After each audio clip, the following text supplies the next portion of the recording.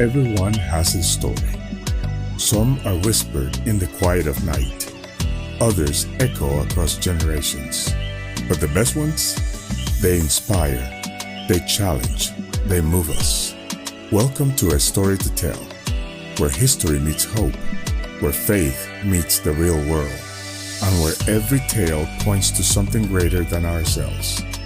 I'm your host, the storyteller, and in each episode, we uncover powerful, faith-filled stories of courage, redemption, purpose, and perseverance. Stories to steer your soul.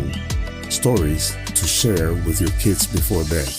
Stories you didn't know you needed until now.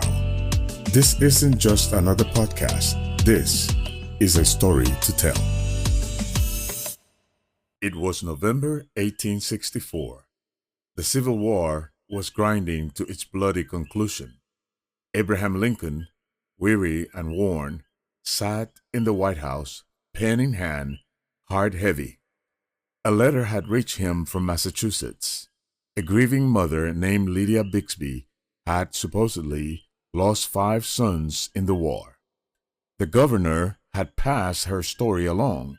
A patriotic mother, a sacrificial mother, a broken-hearted mother.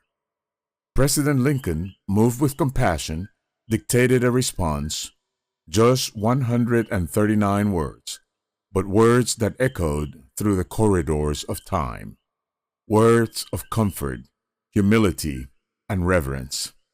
The letter was delivered to Miss Bixby, printed in newspapers, and hailed as a masterpiece of presidential prose. Now, you've probably read it, maybe even memorized it. I pray that our Heavenly Father may assuage the anguish of your bereavement. But here's the rest of this story. You see, Mrs. Bixby may not have been quite the saint she was made out to be.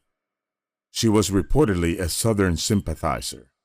She may have destroyed the letter out of contempt. Some say she ran a boarding house. Others say something less respectable. As for her 5 sons, turns out it's complicated. Historians now believe that only 2 of her sons actually died in battle.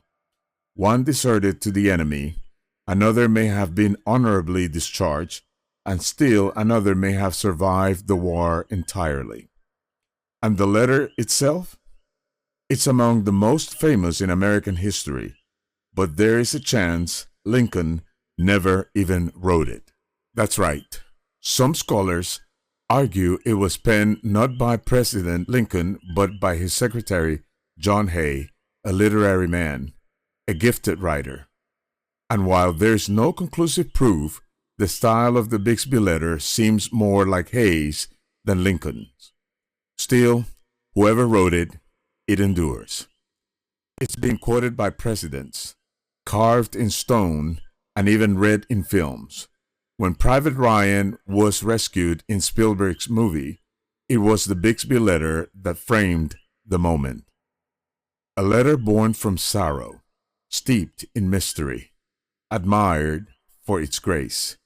And yet, despite the imperfections, despite the misunderstandings and the myth, the message remains.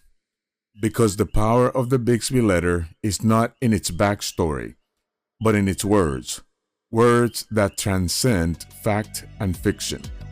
Words that capture the ache of loss and the hope of heaven.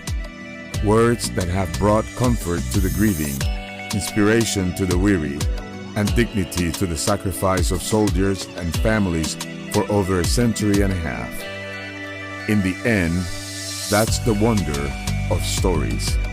They don't need to be flawless to be true in the ways that matter. Even in mystery, even through myth, grace finds a way to speak. And now that you know the rest of this story, you have a story to tell.